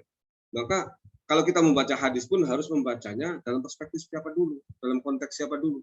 Ya, jangan kemudian kita kebiak-uyak kita generalisir bahwa boleh pakai Quran, makanya yang afdol malah pakai Quran. Salah itu. Yang afdol tetap pakai yang berharga. Baru kemudian kalau tidak ada pakai Quran. Kecuali memang ya, dari pihak wanitanya maharnya harus hafal 30 juz, disimak 1 sampai 30.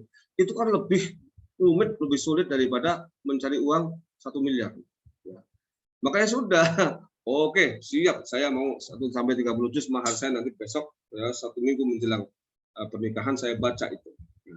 Misalnya ada ya, pihak istri yang melakukan itu ya itu persoalan lain ya. Berarti memang ada permintaan dari sana ya. Tapi secara prinsip ya, prinsip awalnya bahwa mahar itu idealnya adalah hal-hal yang bernilai secara materi. Demikian Pak Ihsan ya.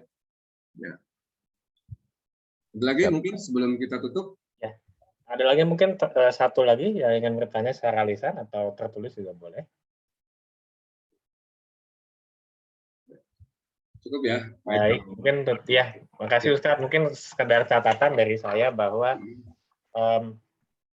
baik dalam hal yang sifatnya lembut ataupun agak keras, misalnya tadi ya seperti kisos dan perang pun tuh dijiwai dengan 5 tujuannya ya, melindungi agama, kehidupan dan lain-lain untuk nilai kalimatillah ya, meninggalkan kalimat Allah, bukan sekadar unjuk gigi atau menunjukkan sesuatu. Barangkali itu untuk pengajian kita hari ini. Jika berkenan, mohon dapat diakhiri dengan doa, Ustaz. Ya, baik ya. Sebelum doa mungkin nanti Pak Adrian mungkin bisa mengumumkan ya bahwa Ya. untuk 2 pertemuan yang akan datang mungkin kita tunggu dulu. Hari Rabu saya akan ke Maluku Utara ya. Sebenarnya tempatnya terpencil tapi ya karena itu komitmen saya untuk membantu orang-orang yang berjuang untuk memasyarakatkan Al-Quran ya. Di Sofifi itu daerah habis dari Ternate masih harus pakai kapal dan masih harus jalan darat itu. Dan konon di sana tidak ada hotel, tidak ada apa, jadi kita harus ya, sedikit bekerja keras di sana ya, tidak seperti biasanya. Tidak ada masalah. Mohon izin ya dan mohon doa juga mudah-mudahan cepat sehat, tetap sehat ya, untuk bisa mendampingi para para kufat ya, para ahli Al-Quran ya, untuk masyarakat Al-Quran di sana melalui musabaqah. Mari kita tutup dengan doa. Mudah-mudahan apa yang kita laksanakan ini dicatat oleh Allah sebagai amal soleh kita yang pertama dan menjadikan guide ya, ataupun penunjuk ya jalan kita yang menuju hal-hal yang diridhoi oleh Allah. Allahumma shalli wa sallim ala sayyidina Muhammad alhamdulillahirabbil alamin. Allahumma ij'al jam'ana hadha jam'an marhuma farqna min farqan maqsuma la taj'al fina wa la minna shaqiyyan wa la mahruma. Allahumma بحق القرآن وبعظمة القرآن بشفاعة القرآن يسر لنا أمورنا وأمور والدينا وأمور أسرتنا وأمور أساتذتنا وأمور تلامذتنا وأمور المؤمنين ما دامت السماوات والأرض إنك على ما تشاء قدير. ربنا هب لنا من أزواجنا وذرياتنا قرة أعين واجعلنا للمتقين إماما. ربنا آتنا من لدنك رحمة وهيئ لنا من أمرنا رشدا. ربنا آتنا في الدنيا حسنة في الآخرة حسنة وقنا عذاب النار. الحمد لله رب العالمين. اللهم وفقنا قوم الطريق. السلام عليكم ورحمة الله وبركاته. Waalaikumsalam warahmatullahi wabarakatuh. Terima kasih banyak Ustaz Taufik atas uraiannya pada hari ini. Jadi tadi mengumumkan kembali untuk teman-teman semua, untuk 2 pekan ke depan karena Ustaz Taufik akan melakukan perjalanan dinas ke Sofifi Maluku Utara untuk seleksi tilawat Al-Quran ya Ustaz STQ 2021 di Maluku Utara. Jadi kita akan jeda rehat dulu untuk tanggal 17 dan 24 Oktober. Insya Allah kita akan bergabung kembali pada tanggal 31 untuk tema berikutnya. Terima kasih banyak Ustaz Taufik dan teman-teman semua atas waktunya dan kesempatannya pada hari ini. Sebagaimana yang tadi doa yang biasa Ustaz ketika menutup majelis, mudah-mudahan pertemuan hari ini menjadi pertemuan yang dirahmati, perpisahan kita setelah ini menjadi perpisahan yang terpelihara dari segala mara bahaya, dan mudah-mudahan kita sehat selalu dan terhindar dari mereka yang tertolak amalan soleh dan ridhonya Allah. Kita mudah-mudahan kita dapat ketemu lagi pada tanggal 31 Oktober nanti. Selamat dinas Ustaz Taufik, mudah-mudahan sehat terus selama perjalanan dan dapat kembali ke Jakarta dalam keadaan sehat dan tidak maupun juga. Sampai ketemu teman-teman semua dan Ustaz Taufik. Wassalamualaikum warahmatullahi wabarakatuh. Waalaikumsalam. Terima kasih banyak Ustaz. Semuanya ya, Terima kasih. Assalamualaikum. Thank you ya. Thank you semuanya. Yo.